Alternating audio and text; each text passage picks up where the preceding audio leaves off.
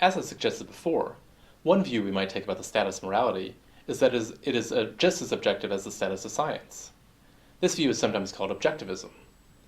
The basic idea in objectivism is that our moral opinions are the sorts of things that can be true or false, and what makes them true or false are facts that are generally independent of who we are or what cultural groups we belong to. They're objective moral facts. To get a feel for objectivism, consider again one of our examples of a famous scientific discovery. My first example was that the Earth rotates around the Sun. It's intuitive to think that this opinion is true. That is, if I instead thought that the Earth does not rotate around the Sun, my opinion would be false. What makes my actual opinion true and its denial false?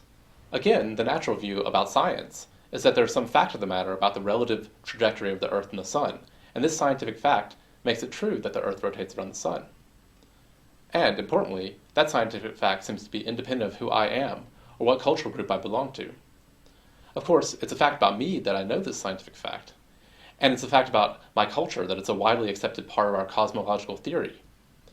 But that doesn't mean that it's not an objective fact about the Earth and the Sun, that the Earth rotates around the Sun.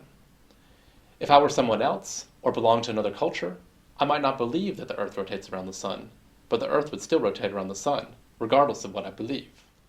I recognize that issues get much more complicated when we consider the status of more fully worked out grand scientific theories like Newtonian physics or Darwinian evolutionary theory. But if we focus just on specific scientific opinions, like the ones we wrote down before, a natural view is that these opinions are objectively true or false. The reason I've been talking about the natural view about science is so that we would have a template for understanding the objectivist view about morality. The moral objectivist thinks our moral opinions, like the ones we wrote down before, are objectively true or false. Is that a good view to take about the status of morality? Look back at your examples of moral and wrong actions. Are you willing to say that any of these opinions is objectively true? For my examples, it's cases like the first one, that genocide is morally wrong, that incline us to say, yes, this is objectively true. If someone disagrees and says, for example, that what the Nazis did in concentration camps during World War II was not morally wrong, we're inclined to think they must just simply be mistaken. That opinion's wrong, false.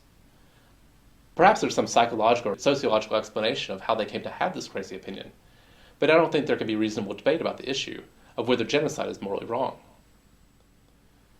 Perhaps that's incorrect, of course, and it's examples like my second one, that polygamy is morally wrong, which put pressure on objectivism.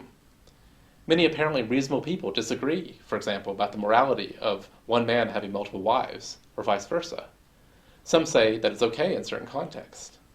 According to objectivism, there is an objective fact of the matter, and when we disagree, one side of the debate is right, and the other side of the debate is wrong. And this is decided by the objective facts, or so the objectivist says.